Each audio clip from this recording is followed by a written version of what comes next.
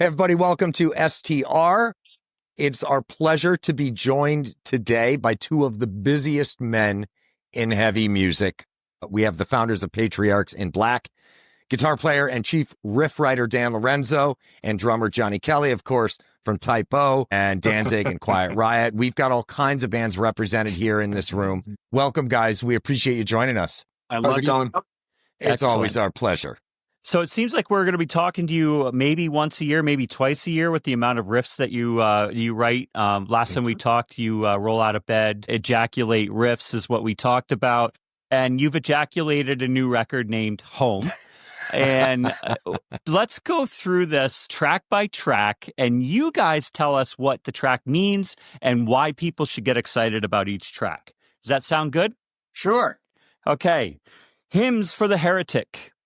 Kyle Thomas on vocals, Dave Neabore on bass guitar. And truth be known, I actually wrote that song for Bobby Blitz. I had got word that he wanted to do the Cursed again, but basically it sat there for a little bit. And Blitz wasn't sure exactly what he wanted to do. And we love Kyle Thomas's voice, you know. Great guy, great singer. As you know, he's in Exhorder and he's in Trouble. And, you know, I didn't write the lyrics to this one. So lyrically, I don't know. But the big dark secret is the song was actually written for Bobby Blitz from Overkill for Cursed. We were going to do another Cursed record, or at least I thought we were. The Call. That one was the first thing I wrote after visioning, I believe. And I believe I sent to you guys a copy. Karl Agell on vocals, JD from Black Label Society on bass. And I remember the main riff of the song I wrote while Gina and I were leaving a hotel room. As we were checking out, I went, boom, boom, boom, whatever the riff is. I'm forgetting the riff now because I'm nervous. And I went home, figured it out. And then I, you know, finished the song. And I wrote the lyrics and melody line for that one. But Karl said, hey, I want to write my own lyrics and melody. And I was kind of like crushed. And I'm like, oh, dude, I really like what I wrote. He's like, just give me a couple months. And then like 6 months go by. I'm like, please, could I sing you my melody and lyrics? Like, no. He's like, I almost have it. So he did a great job. And now I'm so used to what he did. I love it. Dan, that's a pretty common tactic for you, right? Just use your iPhone or whatever, sing a melody into it. Yep. Yeah, it happens. I mean, some of my favorite songs I've written were like in my head as opposed to playing the guitar or bass. Karl always delivers. Huh? Karl, yeah. Karl, yeah, he always delivers. So Burn Through Time. Burn Through Time is Mark Sunshine. Johnny, talk about Mr. Sunshine. I don't know him as well as you do, but I love how he's just a total outside of the box thinker. Yeah. You have an idea of what you expect the song to be, like, you know, an idea for whatever, like a vocal melody or something like that. And it's like, you know, Mark takes a song and like completely reconstructs it, and it becomes like this otherworldly thing, you know. And it's great. And I admire that about him. I love how he's like, you know, his approach is just, to me, it's just very, you know, unconventional. My wife's favorite singer of anybody I've ever been involved with is Mark Sunshine, because out of the box stuff, as Johnny would say. So is that like composed, like sort of recomposing a song after the instrumental tracks are written? No, what he's so great about him is I've sent him a couple songs where I put the violin in the wrong spot. Oh shit! Why did I said to the violinist, I said, why did you play that there? He's like, that's how you had it on the tape you sent me. I'm like, oh shit. Send it to Sunshine. He just makes it work. It's amazing. He never has to rearrange anything. He just like works with whatever you send him. So he's great, man. Yeah, never like as far as like vocalists go, he's like really unique. Selfishly, I would love to hear you guys do like a full 5-song EP with just him and He's great. See what kind of an ebb and flow those 5 would turn into.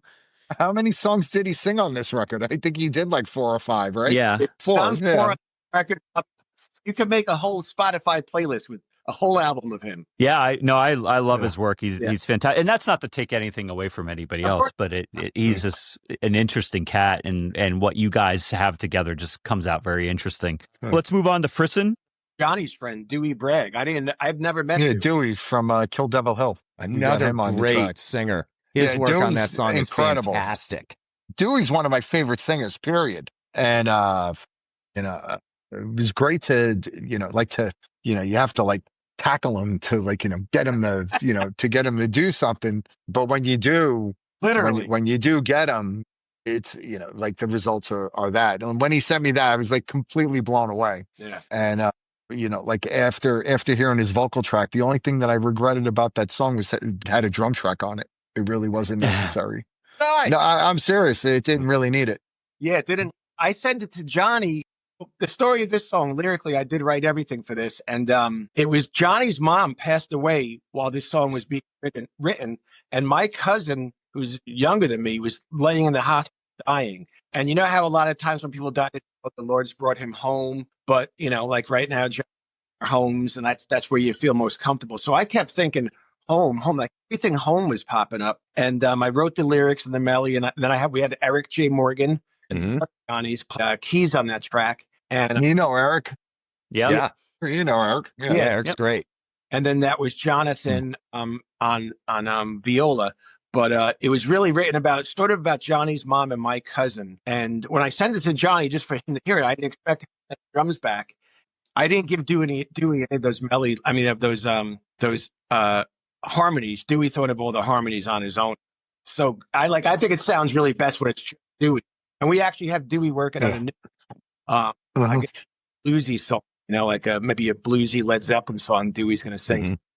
Oh, that's cool. Yeah, it's a great song, and his work is top notch on it. Oh yeah, he really put it over the top. He really did. He totally single-handedly made the song. And one thing I got the song title. I was actually on Instagram, and it said "Frisian is when you get goosebumps to music." So I'm like, so that's like a cool song title, and it's like evocative and all that.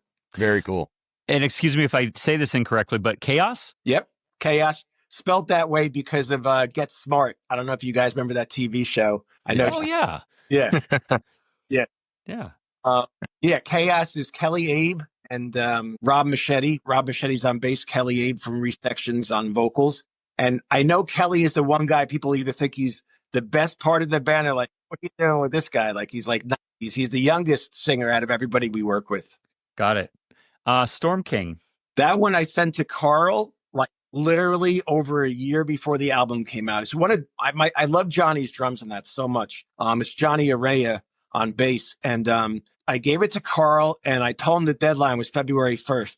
You got to always lie to musicians about when the deadline, at least a couple weeks in advance with certain people.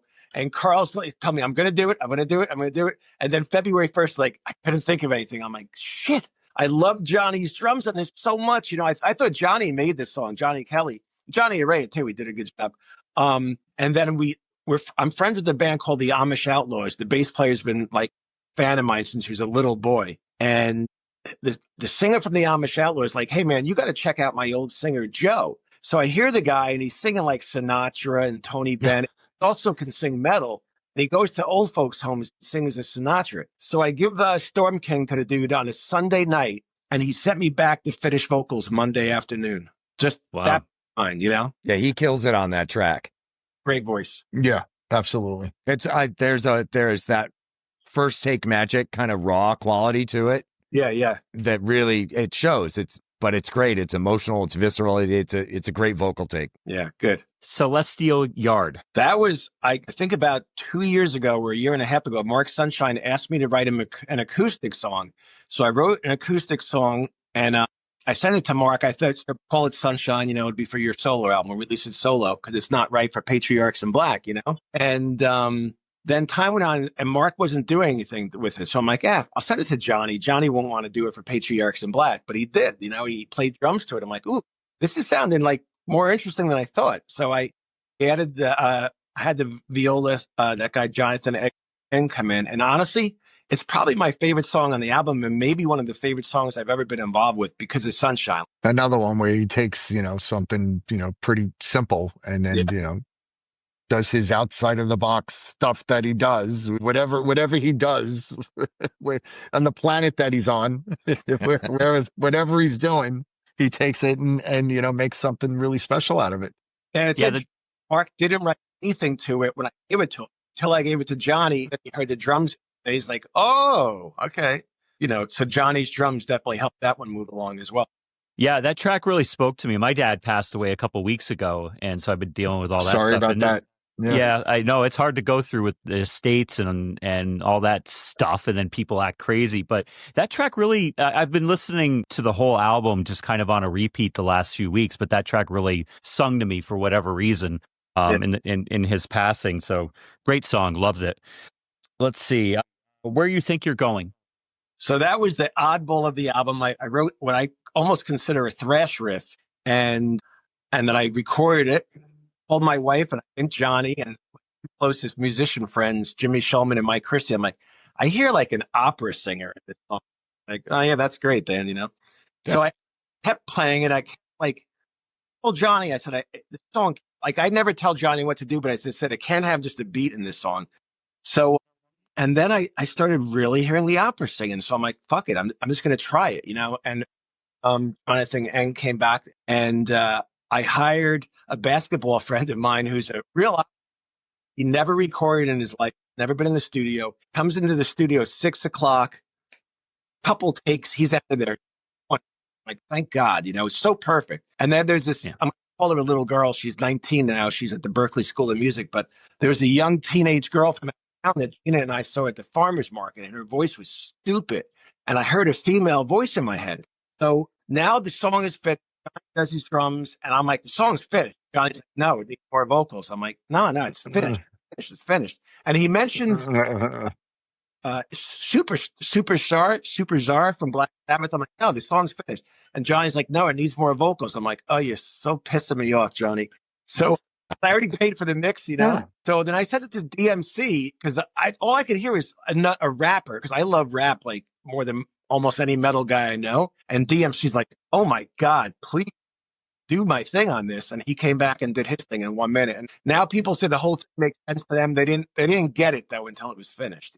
When he sent it to me unfinished and it just had the opera singers on it, it was just something, like the idea was great, and I thought it was really cool. It was really different, especially for what we were doing. But it was like they were like these pockets, and it just like the melody lines just kept on repeating themselves like a verse. Mm-hmm. So it's telling me that it's a verse, and I'm like, it needs a vocal here. It needs something, it needs something else. And we were going back and forth for a while, and then I couldn't think of anything as to what that should be. And then he said that Darryl was playing around with it, and I was like, okay, it's something, and then when it came back, it was like, just completely clicked to me. I was just like, that's it. Do you guys get, do you have that moment together where the push and the pull end up having a payout and you both get there? Does it happen often? That was one of them. Definitely. That was definitely one of them. Yeah. How often do you guys wind up at an impasse where you can't agree? Well, I mean, I always tell Johnny, like, if he like one of my songs, I don't ever get offended. I can't expect somebody to like if I write 30 songs a year, he's not going to love 30 of them, So like there's stuff I wrote that I didn't show Johnny that, DMC loves. He'll send me a drum beat and I write to it. Or, I mean, I'm happy, I released like one solo song last year or 2 years. Nothing Johnny ever even heard. I don't expect him to like everything, but yeah, Johnny pushes me sometimes. Like, I did not agree with him that song needed anything, but now I'm so glad that we did it. Yeah, there are certain things. Try to, I guess, for lack of a better way to put it, is like, pick and choose your battles, and certain things, like, to me, it become like, to me, it's very obvious. And then it's hard to whatever, make the sales pitch, to get him on board, or cause he'll hear something, completely different than what I'm hearing. And, you're working remotely with everyone. So you can't just say, hey, try this here. Yeah. Yeah. You can't do that. And then you can say, all right, well, all right, it's not working, move on, or, whatever, leave it as it is. Mm-hmm. So there's that obstacle with, coming up with stuff. And, there's been a bunch of stuff I know, especially with the drum tracks, where literally, Dan is just sending me, 90% of the time, he's sending me just guitar riffs. Yeah. And so it'll be like, all right, this might be the chorus, this will be a verse, or, stuff like that. And so then I'll do my drum patterns accordingly. So I'll try to come up with some kind of arrangement of something. And then we send it to the singer. And then the singer's singing over different things. Then the singer turned what I thought the verse was. Now that's the chorus. I'm like, oh shit, I got to do it over. Yeah. So there's that challenge, but at the end of the day, it's really just about trying to make the songs the best that they could be. To me, that's like the way that I play drums, the way that I approach drums. It's always playing for the song. It's not trying to create cool drum track that has some music behind it. Where it's where Sure. I want the drums to be the focal point of the song. Yeah, it's not a showcase for you. Right? Yeah, it's trying to make the best songs you can make. It's tough sometimes. Sure. Well, it's like Sometimes, a marriage, right? You guys are kind of married to each other, and it sounds like you have to work through it a little bit.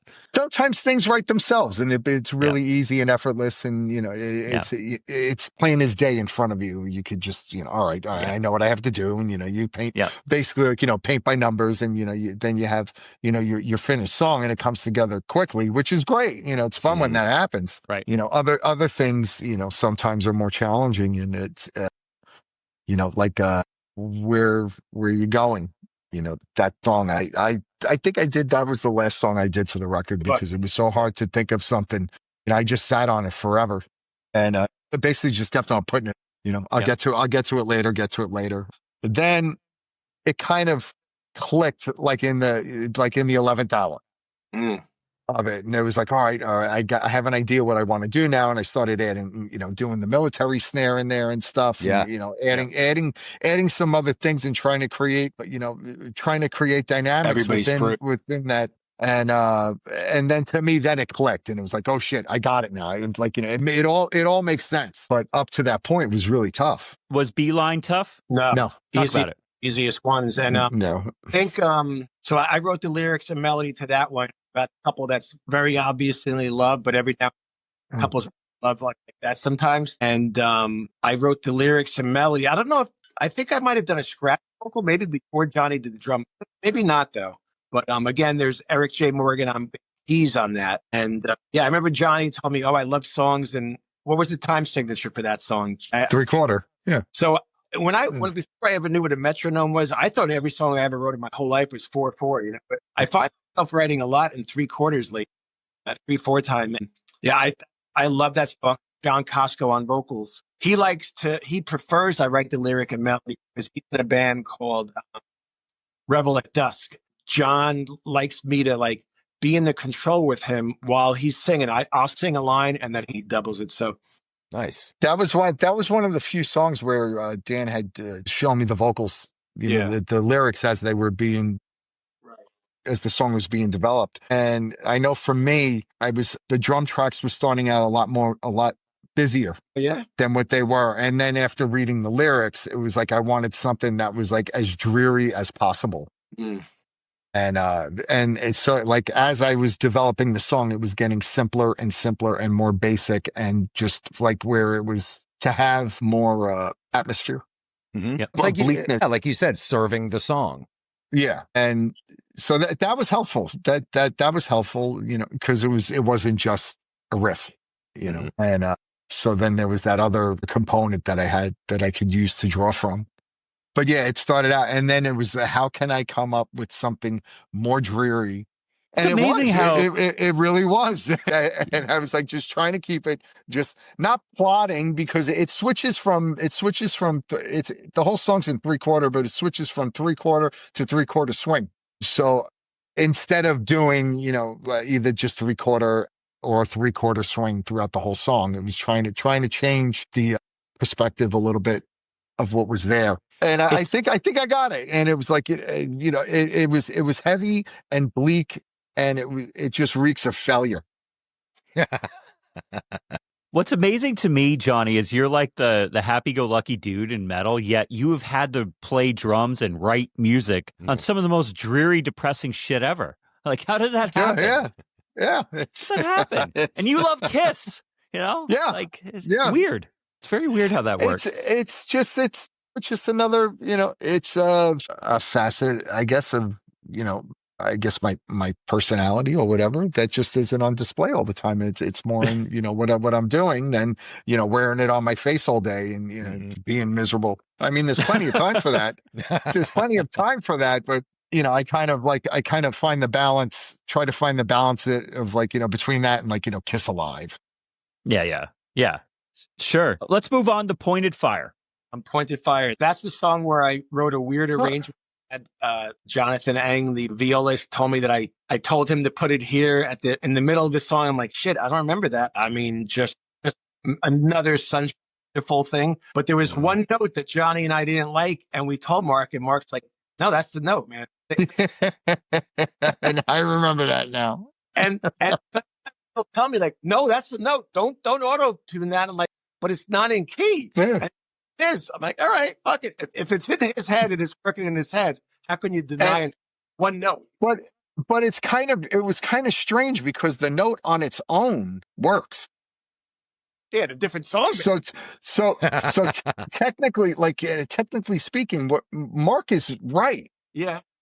Because it is the note is in a relative key. It works on its own, but the harmony with the other notes together totally sounds weird. Yeah. I think I know the exact spot you're talking about too. And he was insistent on keeping it there. So okay, You know what? I appreciate the respect that you showed him by saying, okay, if that's what it's supposed to be, that's what it's supposed to be. Yeah. You can't go crazy. You can't micromanage people do out of a project, But it is funny though. I remember that, and I remember Dan and I going back and forth. I'm like, dude, this note is wrong. It's like there's something wrong there. And Mark, that never happens. It's never, there's never like something bad or wonky or there's nothing like that. Everything Mark does, it's totally intentional. There really isn't any mistakes or. Next time we're gonna have to get Mark on with you guys to defend himself. Yeah. That would be fun. How about Enough of You? That song, I got to give Johnny Kelly credit for definitely final arrangement of this. I wrote the song, and as soon as I wrote it, I'm like, man, this sounds like first 3 albums of Danzig, which I love the first 3 Danzig. And I wrote where the vocals didn't start until the guitar riff kicked in. Like, no, you got to establish the riffs.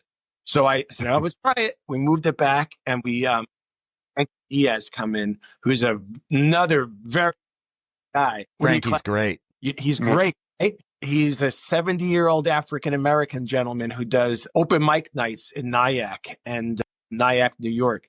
And he sang on our previous record, and I thought he was great because I write songs and I hear an old black blues guy. And, I don't know anybody like that until J-Rod, the engineer, turned me on to Frankie D. So anyway, Johnny Kelly helped me with the arrangement of that song, and I wrote the lyrics. And it was kind of like the answer to the song from the previous album, Whiskey on My Mind, that I wrote for Frankie, before I actually even knew Frankie.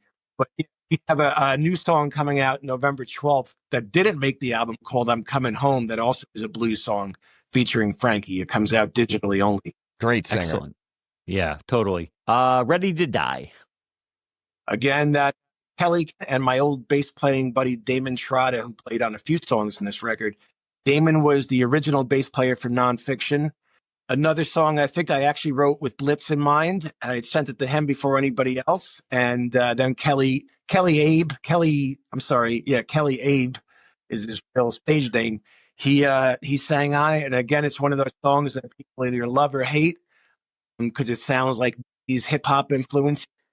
Shadow's Grasp. Okay, yeah, Shadow's Grasp, typical, obvious, like when Johnny originally said, all roads lead to Black Sabbath. Well, Rob doesn't really sound like Ozzy. Rob, no. I guess, what's the guy's name? The original singer from Candlemass, Messiah. Does right? he? Yeah. Rob sound like that? There was no. Messiah had a different voice than Ozzy, but the music, a lot of the music, it's all Black Sabbath. I mean, it's really, that's all there is to it. And so Messiah has a different voice. And I guess Rob singing on that song could be referenced to Candlemass, early Candlemass or whatever. Like I know of them and I know I've heard their stuff throughout the years, but it's Sabbath. All right, let's keep moving. Sweet Blood. I'm going to make an honest admission here. We have a song called Sweet Blood? It's Sunshine loves it, so I put it on the record, but I don't really get I it. say. It's too Where long. do you find that? I'm not crazy about it. Oh, Is it Back 14. Sweet Blood. honest? Sweet Blood. Yeah. What was the working title for that? I don't remember. You'll have to listen to our album someday soon. Oh wait, I actually have a rush of it. Let me see if I could hear it. You know, there's temporary titles before there's final titles. Of course, yeah. Yeah. It's Black Sabbath.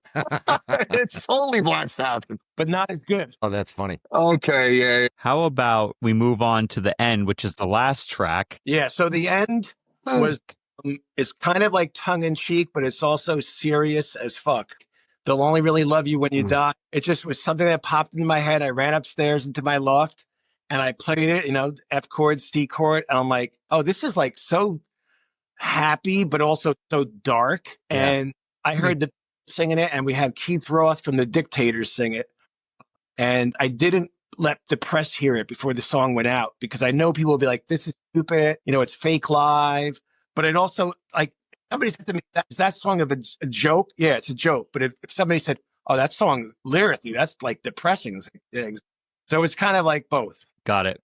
Well, the record as a whole is a wonderful listening experience. Great riffs, great Thank you. production qualities, creativity. We loved it, and we apologize again for just being busy. You know, we've had all kinds of opportunities to chat with people, and so we had this on the horizon. So it's great to talk about the record.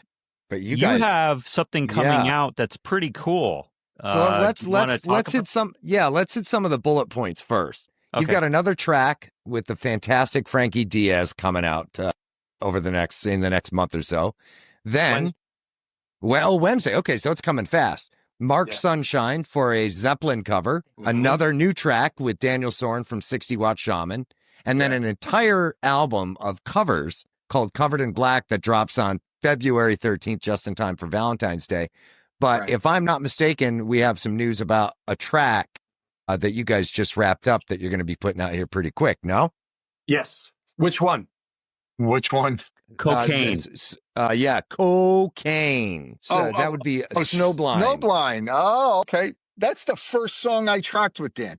Yeah. Years That's ago? the first. Yes, that was the first song that I did with Oh, Patriarchs. wow. You guys have been holding on to Yeah. that one for a while. Yeah. Yeah. Rob on vocals, and my buddy Scott LePage on bass guitar, who's a buddy of mine he was the first guitar player at Hades, the first lead guitar player. But we hadn't mixed it. I think it was just sitting there with another. Bob Tyrell actually played the lead on the original, and this label approached us. They wanted to put out a Patriarchs, you know, they put out a CD, but they wanted to release vinyl. When does that get released? February 13th. I don't know if it's going to come out digitally, but it'll be on the vinyl album. Yeah, Rob Dukes on vocals, Scott LePage on bass, myself and Johnny Kelly. And yeah, Dukes crushed it, and it's really heavy. Yeah. It's a great version. Yeah, I thoroughly enjoyed it. Thank you for sending it too. It brought a little Yeah. joy in a dark time, and it's a great song and a great cover. Thank you. Yeah, it caught me by surprise that it was getting released now. You know, like because that was, like I said, it was the first song that I recorded with Dan. That was the first thing that he sent me. Yeah, And, what, so 4 that- years that ago was- now? Yeah, it's a lot of records ago. Yeah. Yeah, sounds like it. But it's cool. Well, playing Sabbath songs is always fun, you know. One of my favorite Sabbath songs ever. Maybe my favorite. Right on. It is iconic, and obviously everybody's been listening to a lot of Ozzy since Ozzy's passing. That was a track for me that I listened to a lot after his passing. Did you guys have a track that just was your go-to upon his passing? What if around the time that he passed away, I was kind of digging deep into Technical Ecstasy. Okay. And Johnny got me. I've been listening to Sabotage, because I kind of forgot about. Is that the song? Yeah. So I got Sabotage back. is like one of the greatest records of all time. Yeah.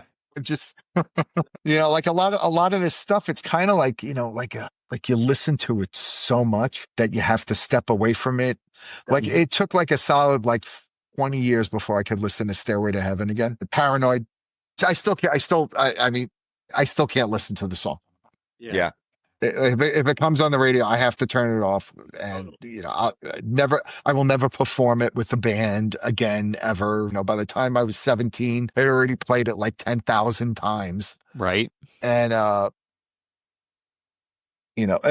like kind of like some of those songs, kind of like Snowblind was kind of like one of those songs where I had listened to it so many times.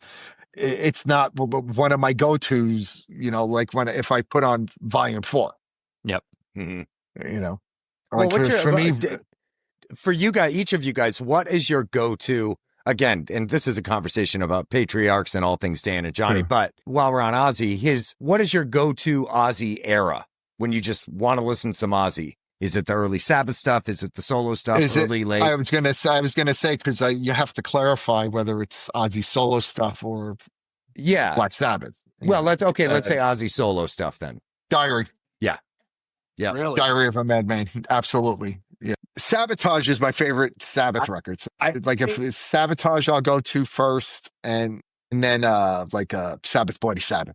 But Sabotage, like the band is just so, for a band like that, they're so full of piss and vinegar. And Ozzy is singing, it's outer body for Ozzy. You guys all like Heaven and Hell, I hope, though, right? Love Heaven and Hell. Yeah. I love the Dio stuff. Yeah. I love it. A different band. Yeah. Mm-hmm. Like I could never imagine Ozzy singing anything off of those first two Sabbath records with Dio. I couldn't imagine it. No. But great, they're amazing records. I grew up listening to them. Like actually, kind of like my gateway to Sabbath was more Mob Rules, Heaven and Hell. I mean, I was familiar with the Paranoid album. And, but I really came into a thing. There was this thing. Remember, I don't know if you got the radio station in New Jersey. Growing up in Brooklyn, I had my boombox and I put the antenna all the way up. I could get DHA. Was it DHA that was out in Long Island? No, that was DHA's in BAB. Fingers. Yeah. And they were doing a remote thing for Black Sabbath. I think they were at the Nassau Coliseum on the Mob Rules tour. And they were doing a thing, live on the radio or whatever. And I got it. I was able to get it on my boombox in Brooklyn. And I remember they played two Sabbath songs. They played Heaven and Hell, and then they played Supernaut.